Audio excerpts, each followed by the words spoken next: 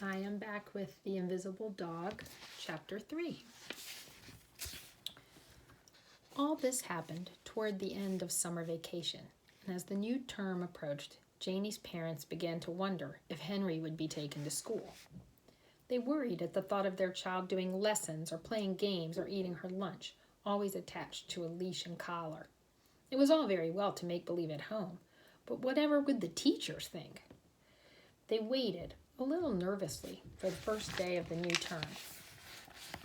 "Got all your school things ready?" Janie's father asked her at breakfast. "Yes." Her mother drew a deep breath.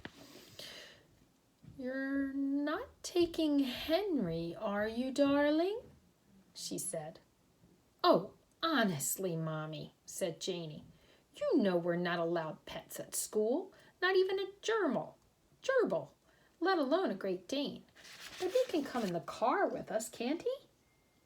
"Oh, yes, of course. And then he can go back home with you once you've dropped Daddy off at the station." "All right. You'll have to exercise him, Mom." "Take him for a walk, do you mean?" her mother asked nervously. "No, just let him out for a run in the garden. Remember to take his leash off or he'll trip over it. Just let him run out at lunchtime. That'll be enough. After all, we don't want Henry making a mess in the house, especially an invisible mess." "I wonder what it would be like," said her father thoughtfully, "stepping in an invisible dog mess." When, however, Janie's mother drove to fetch her at the end of the school day, she found that she had forgotten something. As they came out of the playground and reached the car parked at the roadside, Janie looked in the back seat and made a little noise of disappointment. "Oh, Mom," she said, "you left Henry at home." Janie's mother stopped herself on the verge of saying, "No, he's there, all right. It's just that he's invisible." From then on, whenever she collected Janie, she was always careful to put the collar on one side of the back seat or the other, and to have the leash ready for Janie to clip on when they arrived home. "Have you told them at school?" her mother asked a few days later. "Told who?" "Your friends." "About what?" "About Henry." "No, but I told our teacher," said Janie. "What? That we got a Great Dane?"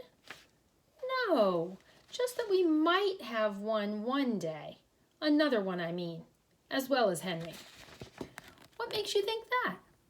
"Well, we might, Mom." "Mightn't we?" "You never know what's going to happen."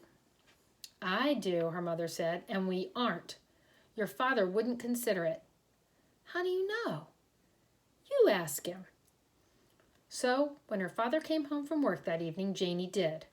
She didn't for one moment think that he'd say yes, though she half hoped for a "we'll see," which would mean there might be a chance. But he simply said, "No, of course not.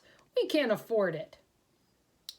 "How much would a puppy cost?" Janie said. "A Great Dane puppy, I mean. A Harlequin Great Dane." Her father stopped himself from saying 300 pounds. Possibly that's a guess on the low side, he thought, and probably Harlequins are more expensive than the other colors, and anyway, if I say a really high price, she'll forget this whole silly business. I think 500 pounds, he said. Janie looked down at the collar, dangling as usual from its leash, and patted an invisible head.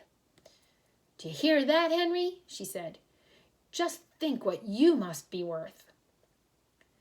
"You just stick with Henry," her father said. "I could save up my allowance," Janie said. "It'd take you about 10 years. "Well, just think, I'd be 17, said Janie, "nearly 18, and then I'd be grown up and you wouldn't be able to stop me from buying a Great Dane puppy."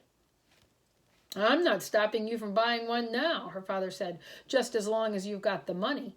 You come along with 500 pounds and then—" "And then what, Daddy?" "And then we'll see."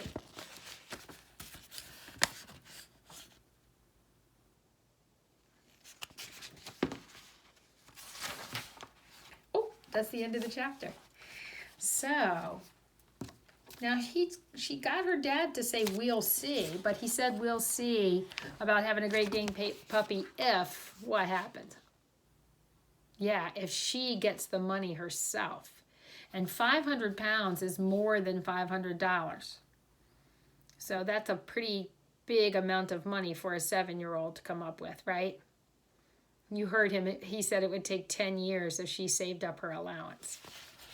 So, how do you think Janie's going to solve this problem? She's got this invisible dog, and she wants a real dog. What do you think might happen? When we come back and read chapter 4, we'll see.